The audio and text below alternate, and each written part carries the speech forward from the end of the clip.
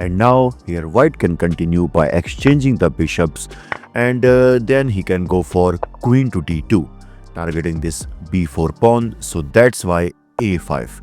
And in the next move, you can see black can bring this knight to e4 so that he can target this queen. And white can also bring this rook to c1 with the idea of pushing c5. And by this, you can see both sides are doing great. Okay, so in the actual game, after castling, here bishop to c3 by white, trying to activate this knight if black exchanges the bishop. So that's why knight to a6 with the similar idea of activating this knight on b4.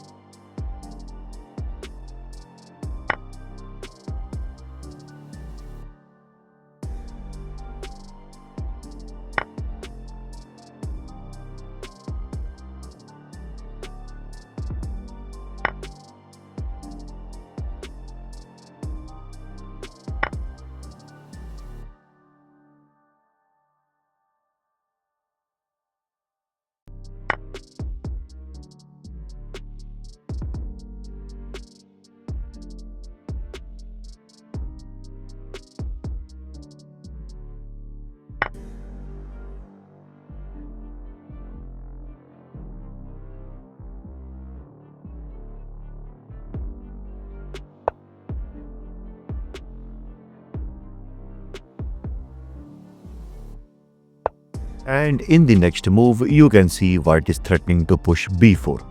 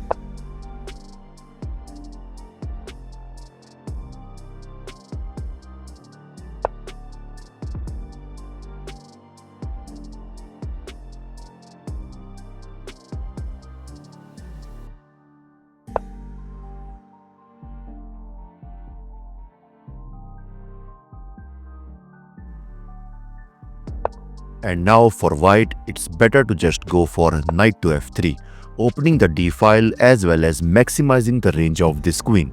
And you can see in the next move, white is going to push e4 with the idea of knight to e5.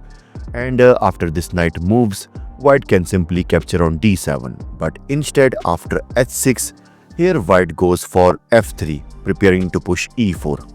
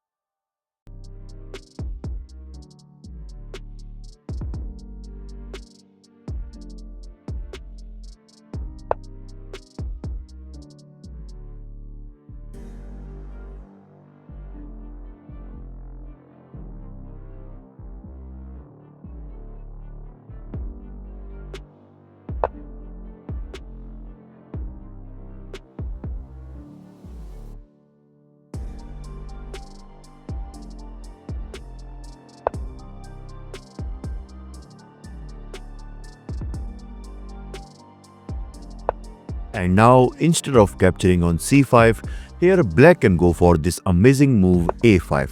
And obviously white cannot capture on a5 because this will damage the pawn structure of white.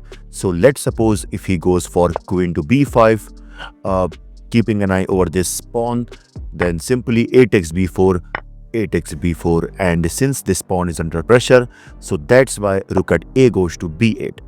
And if white decides to capture on b6, and instead of exchanging here, black can go for knight to d5, targeting this queen as well as threatening knight to e3 check. So to defend this, let's suppose if queen takes b7, rook takes b7, king to f2, covering this e3 square so that this knight can't enter, but simply rook takes b4, and you can see black is doing great. Okay, so in the actual game, after the move c5, here Carlsen decides to capture on c5, which is a slight inaccuracy because of breaking this amazing pawn chain.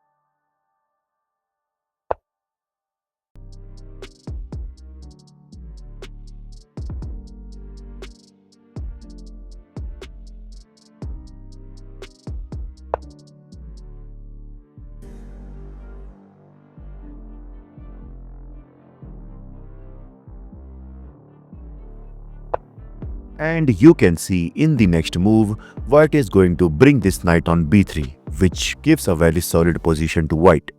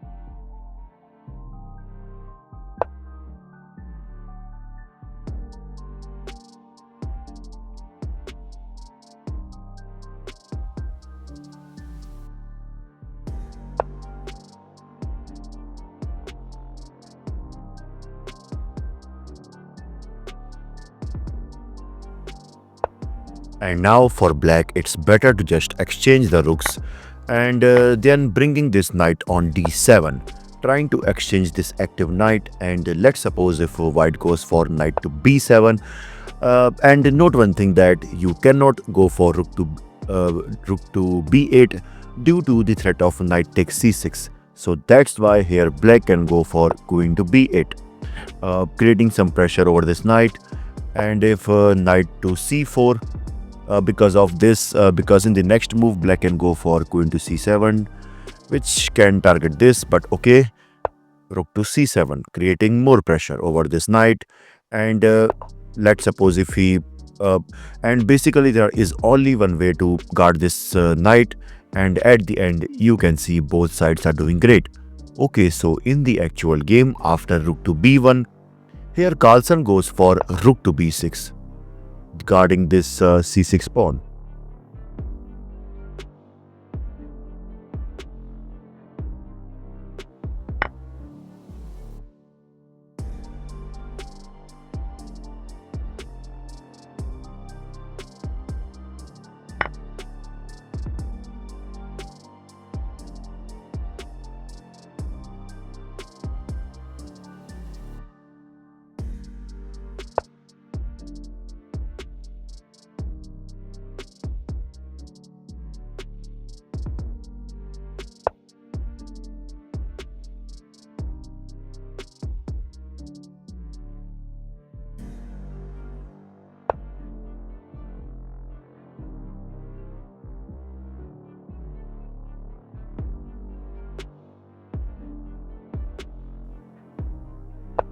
And in the next move, black is threatening to give a check, so to stop this, rook to d2.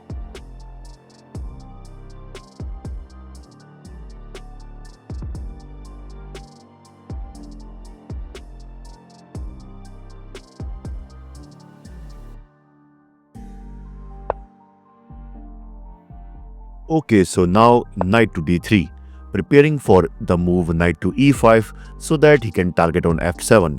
And guys, here black can go for this amazing move queen to b1. And let's suppose if white brings his knight to e5 with the same idea of targeting on f7 but rook to b3, creating attack on this queen, and if queen takes c6, rook to b2. And here the best move for white is to bring this queen back to this c3 square, but let's suppose if white decides to exchange the rook, and yeah, that will be a huge blunder because after queen takes b2 check, king to h3, queen takes e5, and you can see white is lost. But in the actual game, after knight to d3, here Carlsen goes for knight at 8 goes to d7.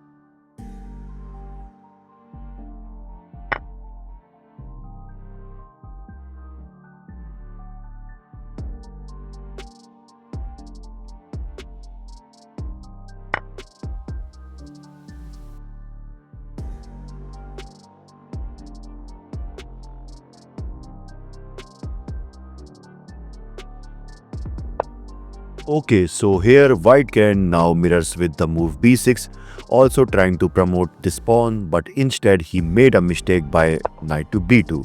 And now pause the video and try to find the next amazing move played by Carlsen.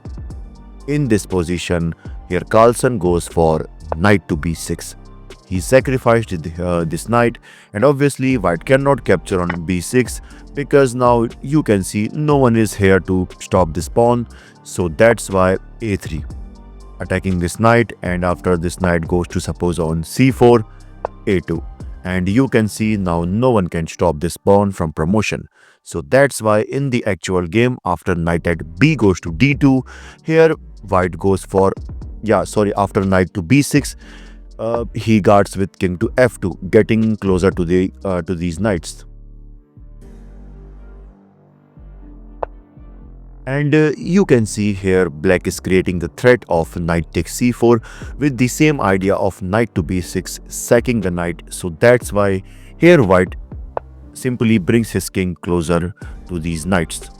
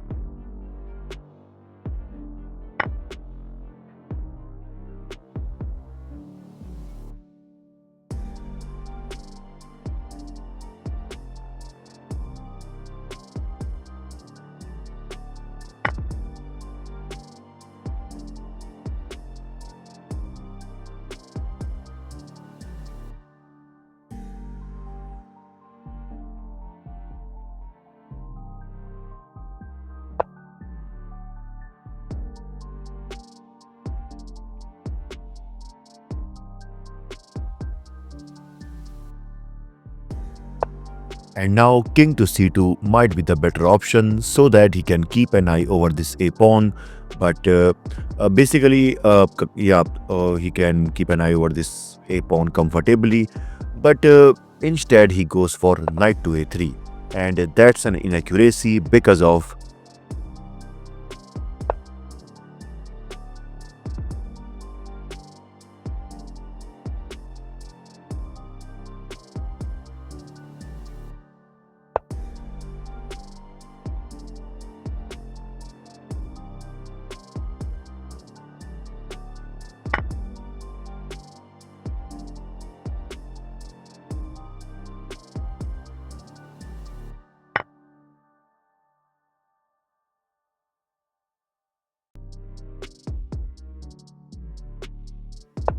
And in the next move, black can go for knight to d6, trying to deflect this knight so that he can promote his pawn.